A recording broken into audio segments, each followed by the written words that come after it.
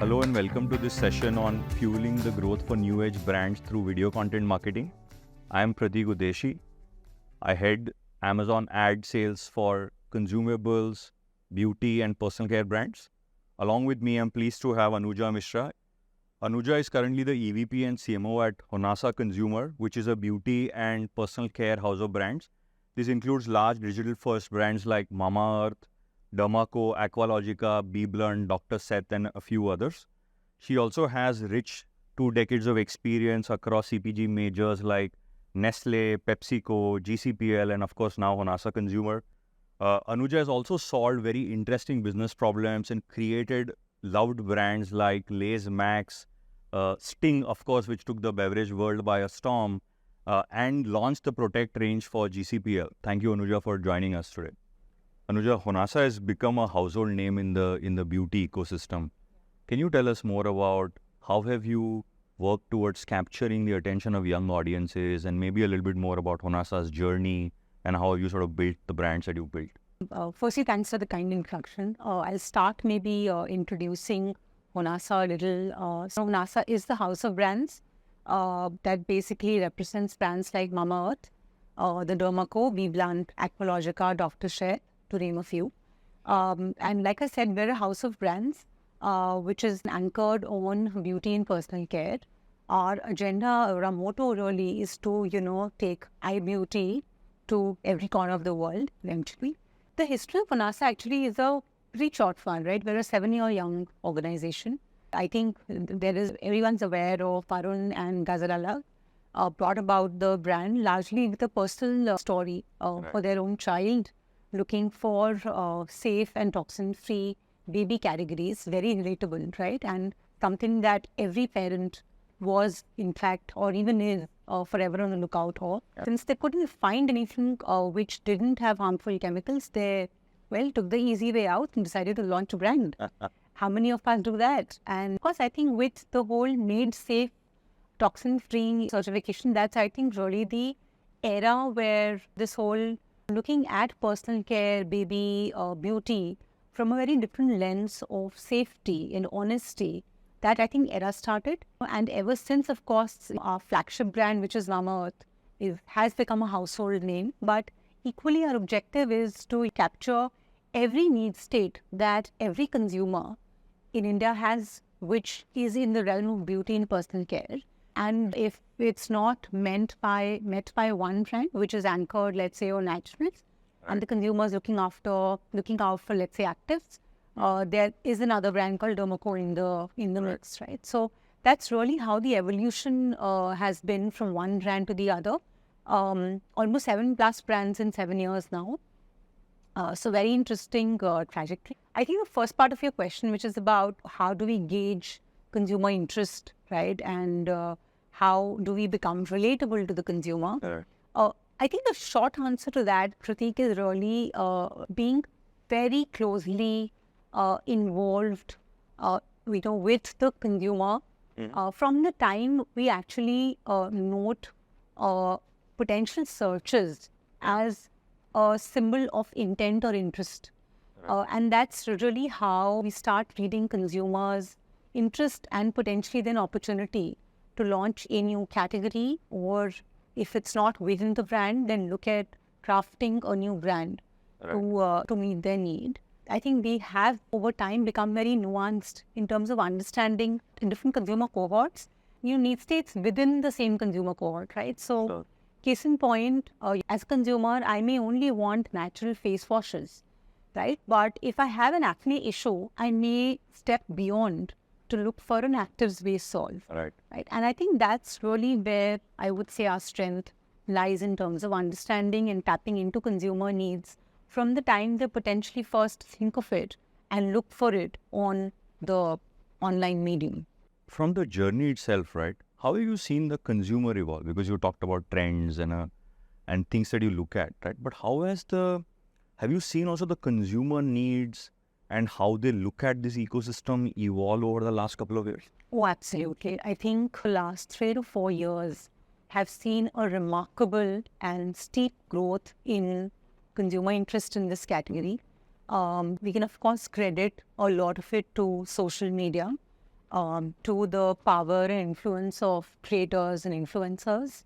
And I think to just the entire consumer behavior of hearing people talk about something, showing interest, looking for it, using a product and then wants to talk about it, right? So one can actually, I think the number of categories that have been born over the last 4 or 5 years in beauty and personal care is possibly equal to the number of categories that over the last 2 decades this country has seen. And that's been a tremendous shift. I think it's a very exciting time for both consumers and marketers. Absolutely. You touched upon the consumer trends part a little bit. Yeah. Love to know more about what mechanisms do you use or have in place to be ahead of some of these? Because I've also seen Honasa be on top of, I would say, like new launches and the speed at which you do it, right? How do you go about being on top of this every time? And do you have some mechanisms that you use that have worked really well for you? Yeah, sure. I think a couple of things, like I said, where if a consumer wants something and there is potentially, it's on their mind, it's likely on a search. Right? Yeah. They would have searched about it on Google or on the marketplaces. And that's, I think, really a starting point. But equally, I think we're very cognizant of which brand could be relevant in terms of addressing that need. Right? So, like I said, we are a house of brands and we're very cognizant of relevant brand building, while at the same time ensuring that the brands are serving a consumer need. So I think one of the things that Honasa has done exceptionally and possibly ahead of some of its peers is identifying a need, identifying a trend, which is still in its nascent stages, but potentially our ability to see if that trend is going to really sort of break out in the near future. And I think then ensuring that we're coming up with the right products and propositions in a record time towards the development, have a very differentiated take on the product experience, right? Whether it's textures, consumer experience, packaging, and equally, however, ensuring that the same trend cannot always be leveraged by every brand. So being very cautious of which trend does which brand really appropriate. Got it. And as a part of that, or defining which trend is mapped to which brand, are there like some core marketing pillars or product development pillars that you have that you deploy or put in place to identify that? Yeah, actually, in the early stages of we're launching any brand, we're fairly clear of what the brand stands for. And what the brand cannot stand for, right? So therefore, we define the core of the brand and the adjacencies of the brand, and then equally say that, look, anything beyond will not be the brand's purview. So for instance, Mamaearth is a natural, toxin-free brand, which is all about traditional remedies and bringing them to life.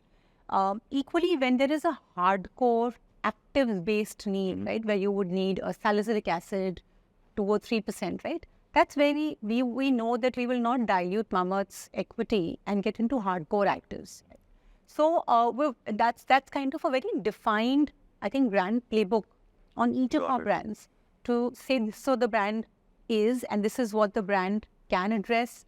This is how the brand will talk and this is what the brand will not do. Anuja, how do you see the role of video content marketing in your overall growth, especially because of the young audiences that you're so closely connected with?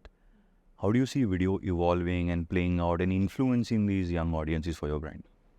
Pratik, I think one, because we are really targeting millennials and Gen Zs, right? So the relatively younger cohort of audiences, the content clutter is immense.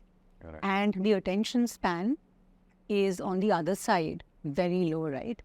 So it's very important that over time, we are constantly engaging with the consumer and relating to them or relating with them with our brand values.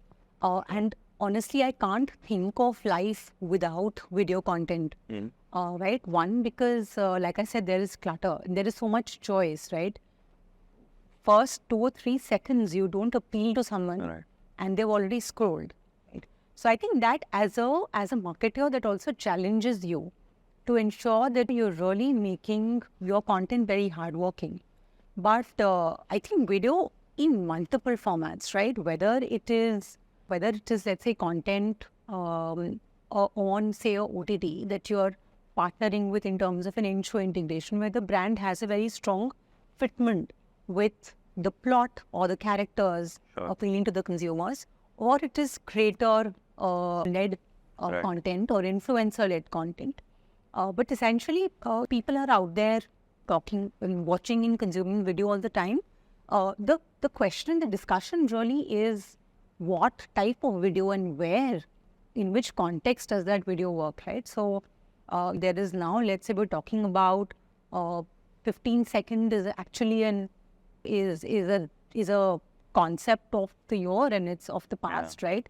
And today you're saying that, look, 3 second, 4 second snackable content. Sometimes I wonder, like, how do you begin to even talk and get done by 3 seconds, right? But I think the reality is that you've got to constantly keep imagining what kind of video, right? In short format, long format. The interesting thing, and I'm reading a research the other day that said that, interestingly, if you can appeal to the audience for 3 seconds, you could actually take them up to 70 seconds, right? Hook them on, essentially. So it's not that the long format is not being watched, but you've got to ensure that you're really making the deliberate attempt towards the right hook, essentially. Absolutely. Got it. Integrations you touched upon, right? And on popular shows or shows that tie to your brand ethos, how do you go about choosing what the right shows are, or how do they tie to the kind of values that your brands talk to or your audience engages with it? What's your thought process? And I would say, like, the deep dive into that. See, I think show partnerships, right? And we started doing this a lot more with Amazon Mini, starting last year sometime. What the shows in that genre allows you to do is, I think, build a lot of short codes that you can't do in your videos or in your direct interactions. So whether that is, let's say, a family setup and about a specific character within which really sort of embodies your brand, right? Or whether it is, let's say, talking about youngsters and their struggle in terms of choosing careers, right? Or relationships. Right. Now, interestingly, I think first point to really sort of understand is if the core values, right, of the show are talking to our core audience. Sure. And secondly, of course, if there are relevant fitment in terms of, I don't want my brand to just come out there and not be noticed, right? But be far more meaningfully integrated. And we've had a lot of successful examples last year with content that we partnered on, where we actually were able to very meaningfully, right, and for the right amount of time, get the product in, but not like in your face integration, a very relevant, easy, integrated sort of association. And I think that's really the role of integrations for me. Right. Where the brand has whatever number of seconds there, right? But I think there is a very relevant, the brand is almost a character in that plot. Perfect. Right? But it doesn't have to, I'm not like insistent on, I need my product to be on that table, right? For like 30 seconds. Right. As long as it's the consumer or the protagonist who's talking about that product is very similar and very relatable to my cohort. Got it. You spoke about how the integration is serendipitous in some ways, right? Into this. How do you also measure success? Because some of the standard measurement tools or mechanisms may not work, right? So how do you look at success when you look at some of these deeper content integration? It's very relative, right? But I think on a lot of these content integrations, I would definitely do them for building a certain affinity with my audiences, and therefore not looking at short-term measures alone, but let's say looking at brand lifts, right? And saying, is my awareness for the brand going up? Potentially. And not always does that happen, but again, if there's been a relevant integration, we've seen searches go up. Right. For the product or the brand. So I think it's really one, being very clear firstly why you're getting into that association and defining your KPIs. But typically for me, it's a lot of top of the funnel metrics that I would ensure that I get a fitment with. Also very confident that once you do that continuously and consistently, it will show up in the bottom fold metrics as well. Got it. I think I completely agree on the point on the consistency of that, right? Because if it's a one and done, then that might not really reflect, nor will the consumers probably resonate with it. But if it's ongoing, then I think that value is a lot more. Moving forward, how do you see the video content marketing trends evolve? And the partnership that you've done with miniTV over the last couple of years, what have been the learnings out of those, and how do you see both of these sort of coming together over the next few years? So I'll read this question and address the question on Amazon miniTV first. So I think we've had very interesting learnings over the last 2 years, right? The first year was about just trying a lot of things. So we were title sponsors. We were one of the first brands to have partnered with Amazon miniTV, right? And we've had very interesting learnings where we also realized that it's very important for you to leverage and utilize the platform content, right? And get a lot more immersive, because a consumer, and we understand that your watch time for every content and the stickiness is really high, right? So people are, I think once they get hooked to a show, and I can't blame them, right? I am quite hooked on to most of the miniTV content. You've kind of got that consumer with you. So I think one of the things like I spoke about, we realized that just being more consistent with a few shows where your proposition is very aligned is critical. So, for example, there's a lot of K-drama craze with a K. And there's a lot of K-beauty that's been doing the rounds now. We launched the rice water range, particularly the face wash was sort of advertised a lot. And because it's a Korean insight, we said if we could actually consistently just be present with rice water on the current content, it would be a lot more, I think, related and drive affinity. And we've seen much gains actually coming out of that association. I think similarly for some of our other brands in the cohort or in the portfolio, which is Aqualogica, right? We said we are a Gen Z first brand when it comes to Aqualogica. And miniTV was the obvious choice because really till now, there is no channel, right? No OTT channel which is completely targeting the Gen Zs specifically, and the younger millennials very sharply. There is a lot of content, of course, you can kind of decide on a specific shows, etc. But interesting thing about miniTV is that you're so focused with the younger audiences, and by younger I mean more the Gen Zs and millennials, that I think the content speaks to their life struggles, challenges, conflicts. And I think which is where we've again seen some great stuff on Aqualogica. Got it. Oh, that's I hope great. competition's not listening, but we've also just on a lighter vein see a lot of competition. Some very interesting things on the brand. We'd like to take credit for inspiring. That's good to hear. Anuja, how do you measure success of some of the video integrations and the content efforts that you partner with Amazon on, as well as overall, from an overall content integration perspective? Again, I think it depends on the objective with which that content has been mounted. But if I was to talk specifically with respect to, the last couple of years content associations that we run on miniTV, right? We've seen massive increases in the brand engagement and upper funnel metrics like favorability, right?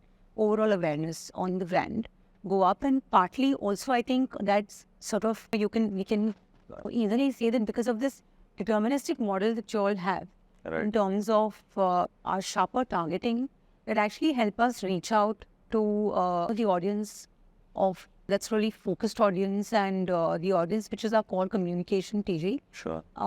And like I said, of course, if we continue to be more consistent with the same strategy, will eventually result in a lot of bottom funnel metrics as well. So that's not what I would suggest one looks at tracking in the first, I would say, 6 to 12 months. Great. This was an amazing conversation, Anuja, and thank you so much for your time. It was a pleasure talking to you, and I think some of the learnings that you've shared, I'm sure are going to be super helpful for all of us. So thanks for your time. Thanks, Preet, for having me here. This is a format that I follow as a viewer. So interesting to see myself come up here. But I hope I could add some value. I had a terrific time being here and I learned a lot from you and your team. So thank you so much. Thank you.